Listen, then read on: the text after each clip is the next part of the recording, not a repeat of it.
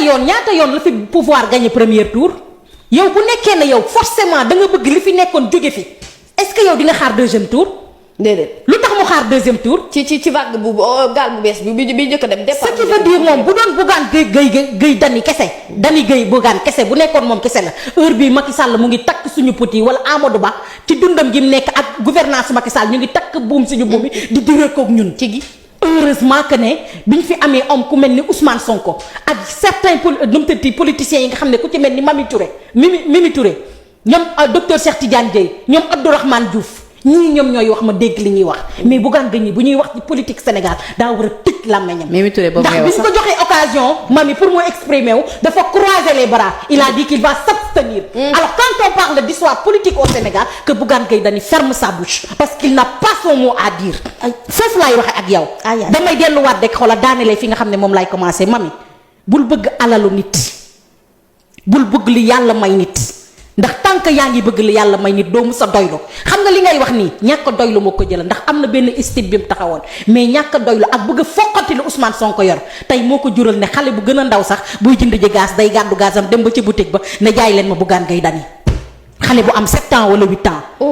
te loolu lan moo ko indil bëgg alalu jàmbur te nag bu doon sama alal la bëgg mu yomb bu bëggee alalu Mami dina yomb mais na nag ku sell ki la bëgg alalam Ousmane Sonko mun ngaa toog 100 ans doo ko gis ci planète Terre bi waxatuma la ak moom kese ndax moom kese moo fi def lu kenn defut Bougane Gueye Dany nag moom kese moo fi def ci loo xamante ne ci lu salte lañ ko jàpp moom kese moom moo ko fi def kon nag nan noppi. Mimi Touré bi nga tudd léegi quand on parle de politique au Sénégal que Bougane se taise. Mimi Touré bi nga tudd léegi. may la Mami ma ñëw dafa ànd ak ay nit xeex li muy xeex ñooñu daal di koy trahir mu daal di fay génn am na explication lu tax mu génn fa. mais est-ce que Bougane Gueye Dany mun na la wax lu tax mu toog ci plateau télé ne man anti système la damay ànd ak Bassirou Diomaye Diakhar Faye constitution bi jox ko pour mu bokk ci élection yi Bougane toog abstenir loolu mooy trahison. loolu mooy nit ku xamul boppam. kon nag ku duggul moom dafa dóor bal ci kawam. mais Mimi Touré ma bokkoon Bougane Gueye Dany moom dafa tourné. jàkkaarloo camp yi nii dóor bal bi mu dugg ci kawam. mais Mimi Touré ba bokkoon te ab liste dem ba liste dem ba ci biir moom it rocceeku ndax. xam nga lu tax mu rocceeku. moo tax nee na il faudrait que tu m'écoutes quand je te parle.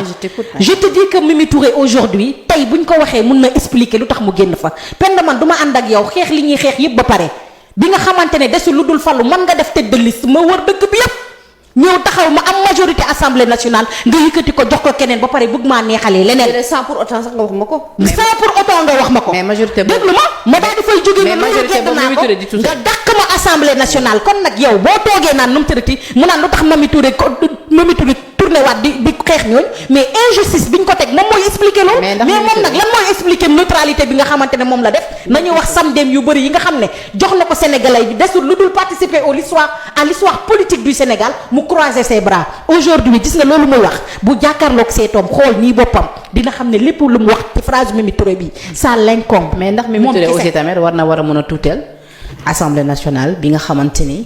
bi ñu am ñoom majorité bi nga xamante ni. question boobu xanaa Mami nga koy posé ndax man maa fi njëkk a toog wax la ko. moom si boppam bi nga xamante ni moo porté woon li nga xamante ni moom moo di combat ba ñoom ñu am li nga xamante ni moom moo di majorité. mais il a raison parce que moom déjà. bi mais naka lay porté combat ba ñu am majorité ba pare moom wëlbatiku tey jii. dégg nga qualifié d'une assemblée nationale qui ne reflète pas la volonté populaire. ma wax la pourquoi. oui ma wax la pourquoi parce que moom gis nga majorité boobu pour mu bokk ci. moom ci boppam xam nga moom fan la voté woon du assemblée nationale déjà moom changé na de camp ñi mu àndaloon changé nañ de camp gis na ñeneen ak ñeneen changé nañ de camp élection présidentielle yu ñu fi jógee war na ne nit ñi dañ leen a dóor ba dëbb seen kaw kon nag yow boo toogul ne la léegi nu mu tërati balance bi changé na de camp lan ngay wax. mais terewul boobu les balance moom moo mëne woon li nga xamante ni moo di combat. même moom moo ko mëne woon. empreinte am du ci musa. même moom ma ne empreinte moo ko mëne woon. mais léegi même bu nekkee ne da koo mëne les situations ont changé te derrière situation yi bi mu changé dafa gis ne ña nga xamante ne ñoo nekkoon ca APR léegi génn nañ fa dellu nañ ca beneen balance ba léegi doo taxaw ne balance bi changé na wala nag comme da nga fopp bokkoon ci ñi tabax kër gi rek da ngay ne dëgg-dëgg kër gi rafet na même bu nekkee ne niñ ko tabaxee dafa dëng.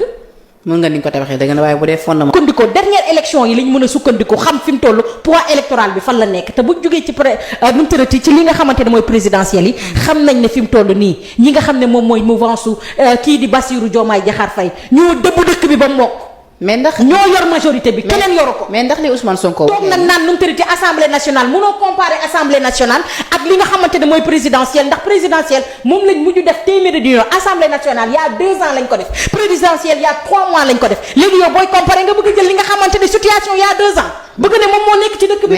mais Ouleye ndax li Ousmane Sonko tey ji waxee ni. soyons sains d'esprit au fait. fii ak le 15 juillet. su fekkee ne assemblée jëlul matukaayam moom dina amal li nga xamante ni moo di déclaration de politique générale waaye du ko amee ca kanamu député yi ndax lu ni mel du gën a yokk ci xar mi karaw ndax lu ni mel également solution. amul yokk xar mi karaw dëgg tigi moo tax ma naan mami quand mami dit comment on fait pour ne pas aimer